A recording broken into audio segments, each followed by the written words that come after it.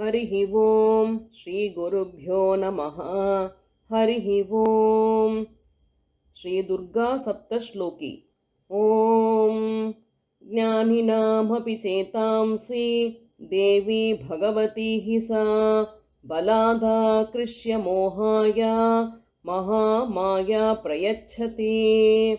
दुर्गे स्मृता हरसि भीतिमशेषजन्तोः स्वस्थैः स्मृता मतिमतीव शुभां ददासि।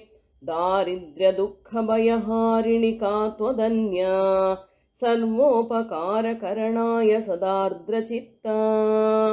सर्वमङ्गलमाङ्गल्ये शिवे सर्वार्थसाधिके शरण्ये त्र्यम्बके गौरी नारायणि नमोऽस्तु ते।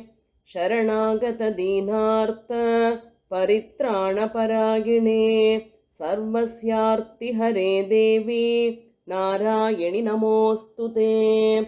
सर्वस्वरूपे सर्वेशे सर्वशक्तिसमन्विते भयेभ्यस्त्राहि नो देवी दुर्गे देवी नमोऽस्तु ते। रोगानशेषानपहंसि तुष्टा रुष्टा तु कामान् सकलानभीष्टान् त्वामाश्रितानां न विपन्नराणां त्वामाश्रिता ह्याश्रयतां प्रयान्ति। सर्वबाधाप्रशमनं त्रैलोक्यस्याखिलेश्वरी एवमेव त्वया कार्यम् अस्मद्वैरिविनाशनम्।